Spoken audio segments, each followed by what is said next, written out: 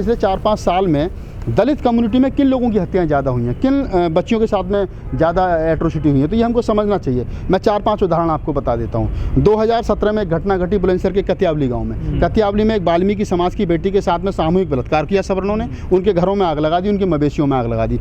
आग लगाने वाले कौन थे? सवर्ण थे, ब्राह्मण थे। मरने वाली या जिस बच्ची के साथ में शोषण हुआ, जिस बच्ची के साथ में गैंगरेप हुआ, वो कौन थी? वो वाल्मीकि समाज की थी। पहला मामला आया। उसके थोड़े से दिन के बाद में बुलंदशहर डिस्ट्रिक्ट में एक गर्भवती महिला को, वाल्मीकि समाज की महिला को सिर्फ ठाकुरों ने इसलिए मार दिया कि उसका जो टोकरा था, जब वो कूड़ा उठा करके आ रही थी, वो एक ठाकुर के दामन से छू गया था, तो ठाकुरों ने डंडों से उसकी इतनी पिटाई की, वो गर्भवती थी कि उसकी हत्या हो गई। 2 मामले वाल्मीकि हो गए। और मनीषा वाल्मीकि वाला मामला पूरे देश में आप देखेंगे कि मनीषा वाल्मीकि की किस प्रकार से सवर्ण ठाकुरों ने उसके साथ में बलात्कार किया, फिर उसकी पिटाई की, फिर उसकी हत्या हुई, फिर रात अंधेरे में उसकी डेड बॉडी को जला दिया गया। तीसरा मामला, चौथा मामला आप देखेंगे दिल्ली के कैंट में एक 9 वर्षीय वाल्मीकि दिल्ली कैंट में नागल गांव में वाल्मीकि समाज की बच्ची के साथ में पहले रेप किया गया, फिर उसको जला करके मार दिया गया। चौथा मामला दिल्ली का ही एक और है, वहाँ भी एक 6 वर्षीय वाल्मीकि बच्ची के साथ में इस प्रकार से रेप किया गया, उसके लिए भी एक आंदोलन हुआ। अब ये आगरा का मामला, ये भी वाल्मीकि समाज से जुड़ा हुआ मामला है। ये जितने बड़े मामले पिछले दिनों 2-3 साल में हुए हैं दिल्ली NCR में, पूरे देश भर में, ये ज़्यादातर मामले दलित समाज की वाल्मीकि जाति से जुड़े हुए हैं। हुए क्यों, इसके पीछे भी हमको इसको समझ लेना चाहिए थोड़ा सा। इसका सीधा सा मतलब ये, अब दलित समाज में तो बहुत सारी जाति आती हैं, खासतौर से उंगलियों पर कुछ ही जाति की नहीं जाती हैं, चाहे चमार है, जाटव है, कुरीला, हीरवार, दौरे। चमार जाति का शोषण पिछले दिनों में मैं कहूँ कि वो कहीं ना कहीं कम हुआ है। वो कम इसलिए हुआ है, मुझे जो लग रहा है, मैं हो सकता है गलत हूँ, लेकिन मुझे लग रहा है कि उनको जैसे ही पता चला कि बीजेपी की सरकार चल रही है यूपी में भी और केंद्र में भी, तो उन्होंने अपने आप को सेफ साइड कर लिया। उन्हें पता है कि ये सरकार हमारे विरोधी है, ये सरकार हमारी नहीं है, ये संविधान विरोधी है, दलित विरोधी है, ये क्या नाम है, समता विरोधी है, मैत्री विरोधी है, करुणा विरोधी है, भाईचारा विरोधी है। तो वो कहीं ना कहीं फ्रंट पे आकर के लड़ने के मूड में हो गए। लेकिन जो लोग इनका पार्ट बने रहे, मनुवाद का पार्ट बने रहे, हिंदू धर्म का पार्ट बने रहे, उनके सिस्टम का पार्ट बने रहे, RSS का पार्ट बने रहे, कहीं ना कहीं हिंदुओं के जो संगठन उनमें जाकर के दड़ी बिछाने लगे, जय श्री राम के नारे लगा रहे थे, उन्हीं लोगों का शोषण हुआ। लेकिन सर, जो मोदी जी 2019 में आते हैं उत्तर प्रदेश में, और वाल्मीकि जो सफाई कर्मी है उनके तो पैर धोते हैं वो। हाँ, तो यही तो है, ये समझना चाहिए ना, ये आपको और मुझे नहीं समझना है, ये वाल्मीकि समाज के उन लोगों को समझना है जिन लोगों की हत्याएं हो रही हैं, जिन वाल्मीकि समाज की बेटियों के साथ में बलात्कार हो रहा है, जिन वाल्मीकि समाज की महिला को मार दिया जा रहा है। उनको ये समझना चाहिए कि एक तरफ तो सरकार जो है वो कह रही है कि हम जो है वाल्मीकि समाज के पैर धो रही है, और दूसरी तरफ उन्हीं के जो नुमाइंदे हैं, उन्हीं के जो सरकार में जो लोग सर चढ़ करके बोल रहे हैं, जो जातिवाद सर चढ़ करके बोल रहा है, वो जातिवाद के चलते उन्हीं लोगों का शोषण हो रहा है, उन्हीं बच्चों के साथ में बलात्कार हो रहा है। तो ये समझना चाहिए कि सरकार आपके साथ में है।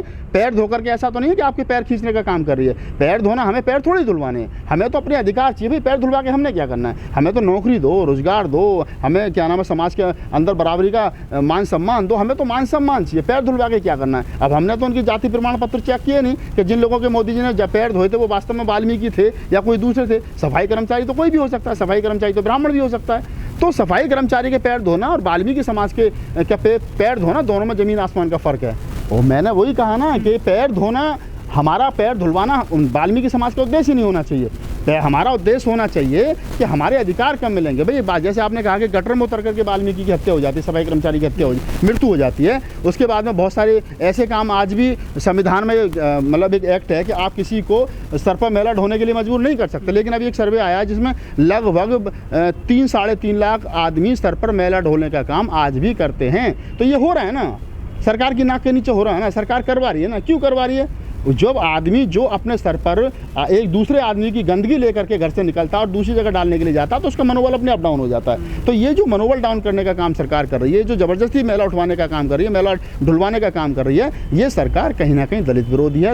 और ख़ास तौर से जो लोग, मैं चलते चलते आपकी इस बातचीत को कंप्लीट कर रहा हूँ, कि जो लोग इस RSS और हिंदू बजरंग दल और ये जितने हिंदुओं के संगठन हैं, इनके चक्कर में पड़े हैं, इनको चाहिए कि बाबा साहब डॉक्टर अम्बेडकर को पढ़ें, उनके संविधान को पढ़ें, उनकी कोटेशन को मानें, बाबा साहब डॉक्टर अम्बेडकर के जीवन संघर्ष को पढ़ें, तभी अपने अधिकारों की लड़ाई लड़ सकते हैं। इस प्रकार दो नावों में सवार, एक तरफ तो हम दलित भी बन रहे हैं और दूसरी तरफ कहीं दलितों के साथ शोषण भी हो गया। तो शोषण कर तो वही लोग रहे ना जिनकी आप दड़ी बिछा रहे हो, शोषण वही लोग कर रहे हैं ना कि जिन शाखाओं में जाकर के आप कच्छा पहन करके, काली टोपी लगा करके भारत माता वंदे मातरम के नारे लगा, वही लोग आपका शोषण कर रहे हैं। आज की तारीख में अगर मैं दलित समाज की बात करूं तो मैं एक चीज़ और बता दूं चलते चलते आपको, कि भारत सरकार ने 2 आयोग बना रखे हैं। एक SC आयोग बना रखा है, SC ST आयोग बना रखा है, एक सफाई कर्मचारी आयोग बना रखा है। इसका मतलब उसने भी वाल्मीकि वाल्मीकि समाज को SC ST से अलग रखा है। और जबकि सबसे ज़्यादा अत्याचार मैंने जो गिनवाए आपको वो वाल्मीकि जाति के साथ में हो रहे हैं। वो जो सफाई आयोग है, सफाई कर्मचारी आयोग है, SC ST आयोग अलग है, सफाई कर्मचारी आयोग अलग है। तो हमको ये समझ लेना चाहिए कि जिस पर सबसे ज़्यादा वाल्मीकि समाज को